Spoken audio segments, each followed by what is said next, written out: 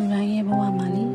တည်ဆောက်ခြင်းဆိုတာရှိတယ်။အိမ်တစ်လုံးဖြစ်လာဖို့တည်ဆောက်ရတယ်။လူချင်းတဲ့ဘဝတစ်ခုပုံပေါ်လာဖို့အခြေကျလာဖို့အများကြီးတည်ဆောက်ရတယ်။ကိုလူချင်းတဲ့ဘဝပုံစံကကြီးကျယ်ကောင်းမွန်လေးပို့ပြီးတည်ဆောက်ရနေပါပဲ။အဆက်ဆက်ရပြည့်စုံတဲ့မိဘတွေကနေမိဖွာလာတဲ့လူတွေတောင်မှမိဘတွေဘလောက်ပဲပန်းပူပြီးသူလူချင်းတဲ့ပညာရည်တည်မှုရဖို့ရတော့အနည်းဆုံးသူတို့ဘာသာစာကြက်ရစာကြိုးစားရပါတယ်။မပြည့်စုံပဲပတိလီကအစကိုထုကိုထရုံးကန်ကြိုးစားမှပိုင်ဆိုင်ခွင့်ရတဲ့သူတွေဆိုရင်ပြောကြတော့မလိုပါဘူးအဲ့ဒီချိန်မှာအတိခံရဆုံးကလူတွေလို့ထင်တာပါပဲနေဘာမှမလုပ်နေဘူးလားသူများရောအလုပ်ဖြစ်ကုန်ပြီနော်နေကြည့်ရတာဘာမှလည်းတိုးတက်မလာဘူးနေဘာကြီးလုပ်နေရလဲဒီတငယ်ချင်းတွေကနဲ့ထက်လာစားကောင်းကြရဲ့နော်လူတွေကတော့ဒီတိုင်းပြောလိုက်တာနဲ့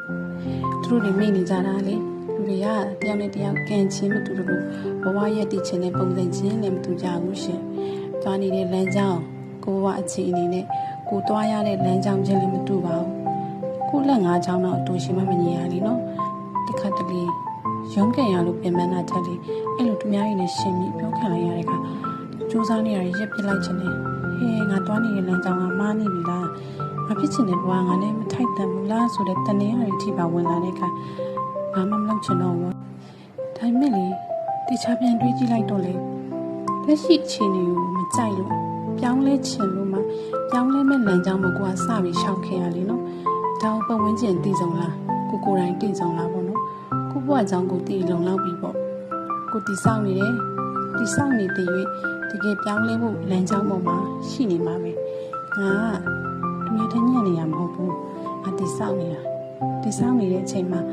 အရာရာငါကြက်ကြက်ခံရင်ဆိုင်မှုလိုတယ်တီးခံမှုလိုတယ်ကြော်ဖြတ်